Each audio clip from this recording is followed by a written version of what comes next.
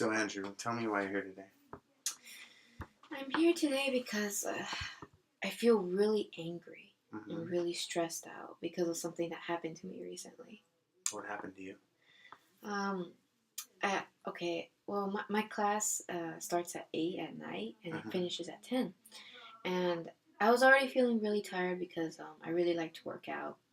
And so there I was walking home back to my apartment, and all of a sudden I get attacked by a bunch of guys. Oh, no. And they gave me a pretty bad beating, and I was in the hospital for several weeks. Mm-hmm. And I couldn't see their faces, but Okay. I was really mad what happened, and they kept calling me names. Mm-hmm. What do they call you? It's a little embarrassing, but they would call me stuff like faggot or queer, and it was really hurtful to me. It's really disrespectful. Um, so you didn't recognize any voices, or they were strangers?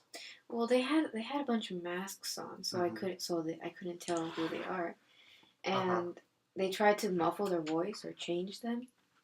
Mm-hmm. All I could concentrate on though was how hard they would hit me, and they mostly went towards my face or they would kick me in the stomach.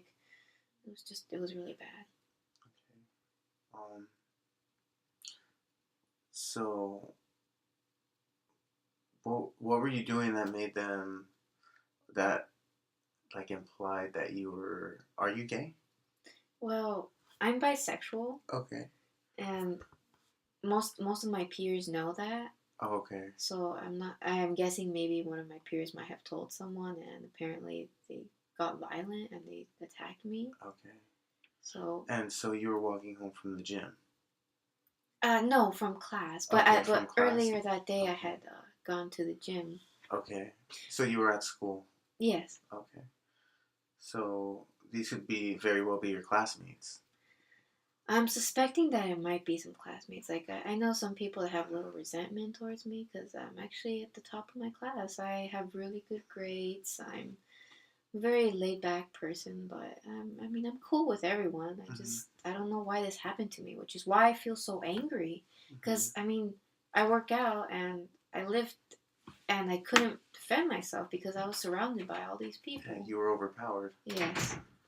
Um. So what are you planning on doing regarding these people? Have you gone to the principal or a teacher? No, I haven't gone to see anybody, and more than anything, it's not because I'm scared, but it's Mm-hmm. because I'm embarrassed. I mean, Okay. I feel like being less of a man. Okay. And you feel less of a man because you were attacked. Yes, and I couldn't defend myself. Okay. And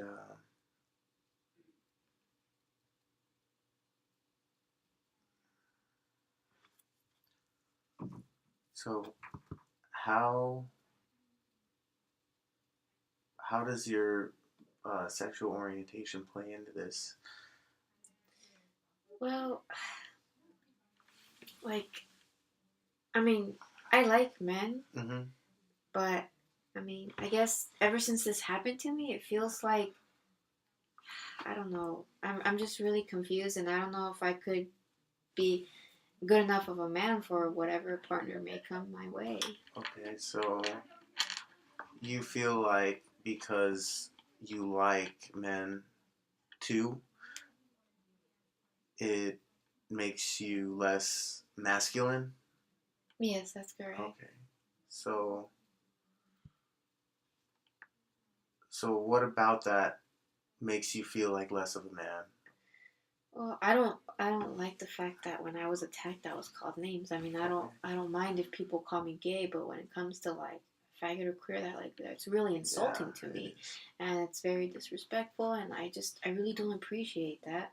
I'm just a normal human being, and I want someone to spend the rest of my life with, and just to have gotten beaten up just because of who I am, it doesn't seem fair. It's not fair. Um Do you think there's any ways that you can feel masculine that doesn't have anything to do with your sexual orientation? Like, you know, any any other hobbies? What do you think is the definition of masculinity? Well, for me personally, it's definitely physical strength. But ever since I got overpowered by all these other men, it's like I lost that. Okay, and so you want to find another source of feeling masculine again. Yes. I want my rage to go away, but I don't know how. Okay.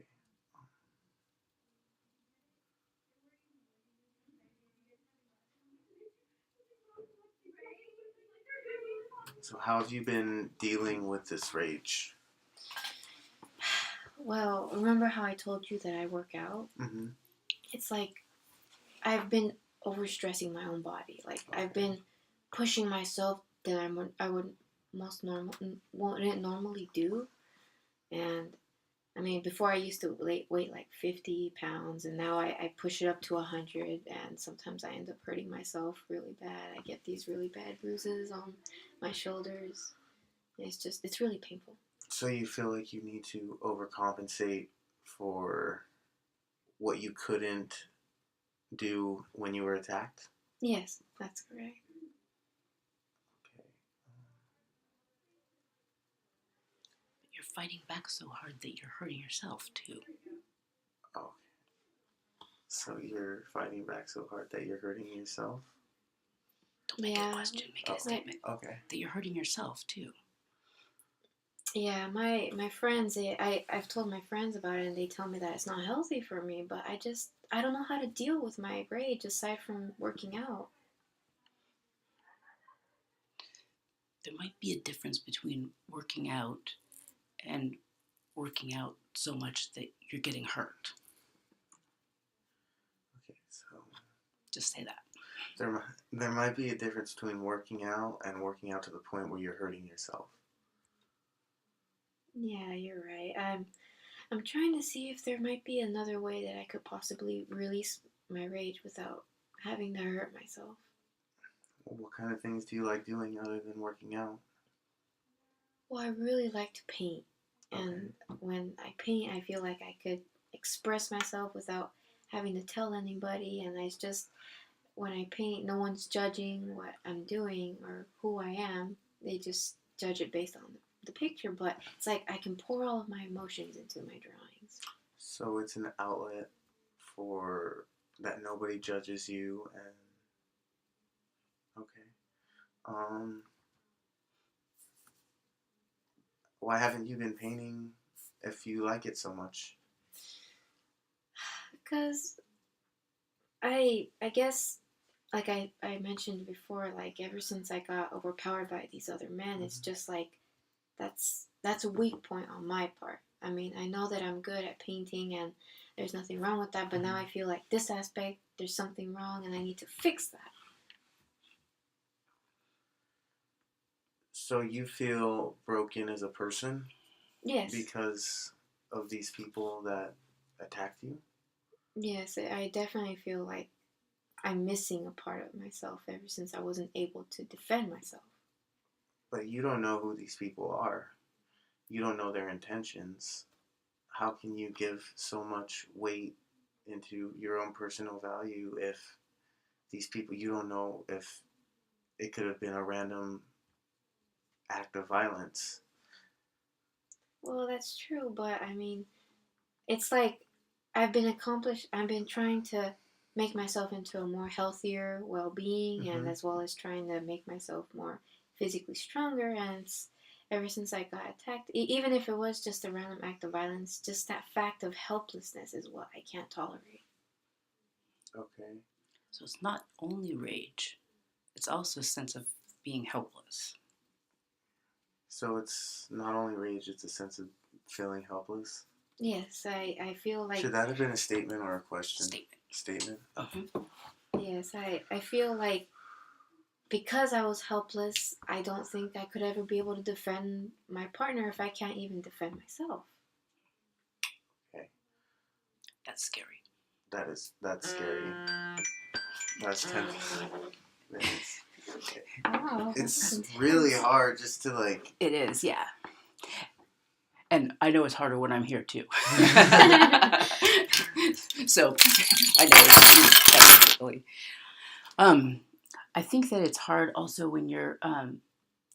It feels to me like you are feeling like you need to sort of carry the weight of the conversation. Like, okay, I better come up with something to say.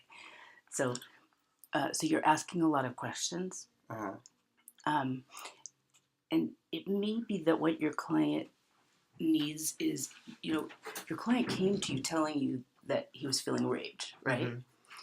And then I started to hear some other things, like that this helplessness, like there was a loss of like things that were important before that for some reason that the client can't do now. So I'm curious about why the client can't do them. But she's giving you all these different feelings. So I would just give the feeling back, and I think she'll talk more about that feeling. And I think it's important that it's not just rage. It's not just that she's angry. It's that she also feels helpless, and that she also feels like something is missing. Some part of her is missing. And she's also afraid of being able to play the role that she feels like she needs to play in her relationships. So those are all different feelings. And sometimes you can get at those if you just name it and then sit back and let her. Yeah, I think that's the hardest part, is like trying to identify like what's coming from the client while you're trying to figure out what to say next. And sometimes if you're thinking too hard about what to say next, then you don't get all of it, And that's one of those things that it takes a while to develop that skill. So I know that that's not going to be something that early on people are going to have. I would, for you in terms of developing skills, I would suggest that it would help probably if instead of feeling like you have to come up with like, okay, what's my next question going to be? Because you're asking a lot of questions. Yeah. So I would just say that you sit back and you listen carefully. And it's okay if there's more space in between exchanges, but you listen and then pick out the most important thing and give it back to your client. Not all the time. I mean, there may be times when it's important to ask a question, but you can give yourself a break sometimes from having to come up with a question, and all you're doing is listening to the words and then saying something's missing. You feel like something's missing, and then she'll tell you what it is that's missing. If she knows, and she may say, "No, I don't." Yeah, but I don't know what's missing. I mean, if there's something gone, but I don't know what it is, and then you might say, "But it sounds like it's important to you because it is something that." And you may just let her sit and think about it, too, because she might come up with an answer. So